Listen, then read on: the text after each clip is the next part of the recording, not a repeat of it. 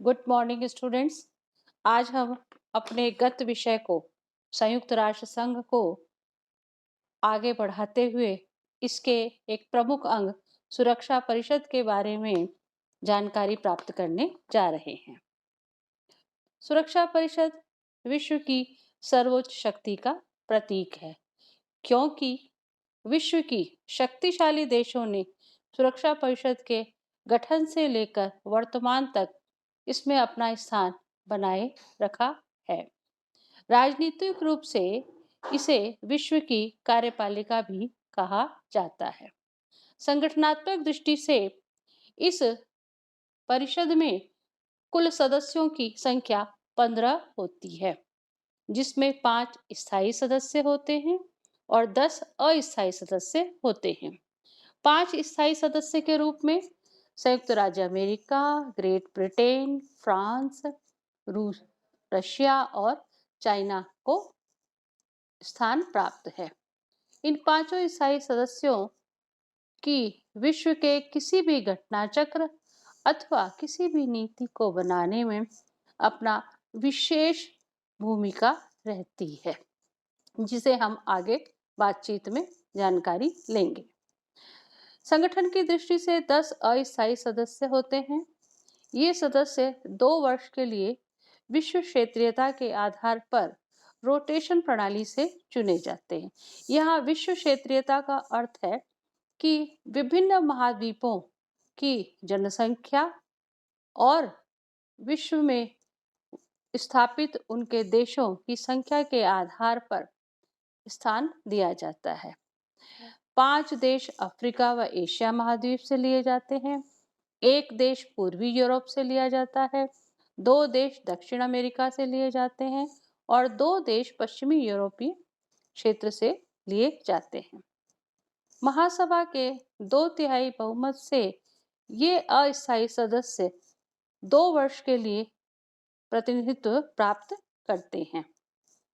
सदस्य राज्य पुनः दोबारा निर्वाचित नहीं हो सकते, लेकिन 2 वर्ष के अंतराल के पश्चात पुनः निर्वाचित हो सकते हैं यदि उन्हें 2/3 बहुमत प्राप्त हो जाए।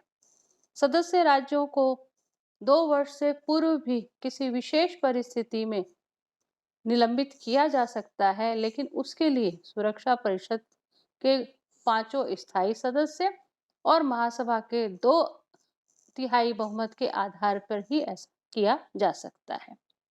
यद्यपि सुरक्षा परिषद में शीत युद्ध के बाद संख्या बढ़ाने की मांग निरंतर विश्व राज्यों द्वारा की जा रही है, किंतु अभी तक इस पर कोई फैसला नहीं हो पाया है। अब हम बात करते हैं सुरक्षा परिषद की कार्य प्रणाली का। प्रत्येक 14 दिन में एक बार सदन की बैठक होती है।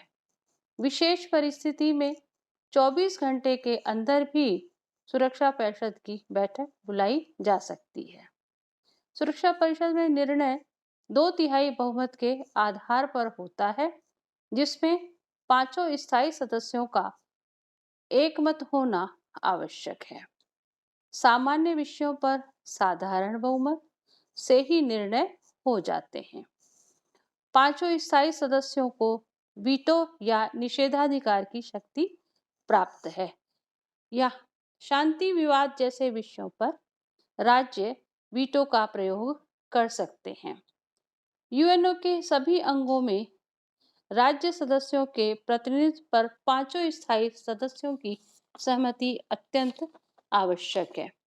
विवादित विषयों पर आक्रमणकारी राज्य के विरुद्ध सुरक्षा परिषद निर्णय या कार्यवाही के निम्न 4 तरीके अपनाती है। पहला, संबंधित राज्यों को आपसी वार्तालाप के लिए प्रेरित करना। दूसरा, संबंधित पक्षों के बीच मध्यस्थता करना।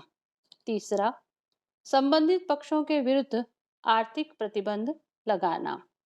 चौथा और अंतिम, शांति सेना द्वारा सैनिक कार्यवाही करना। अब यहाँ पर फिर प्रश्न आता है कि शांति सेना क्या होती है।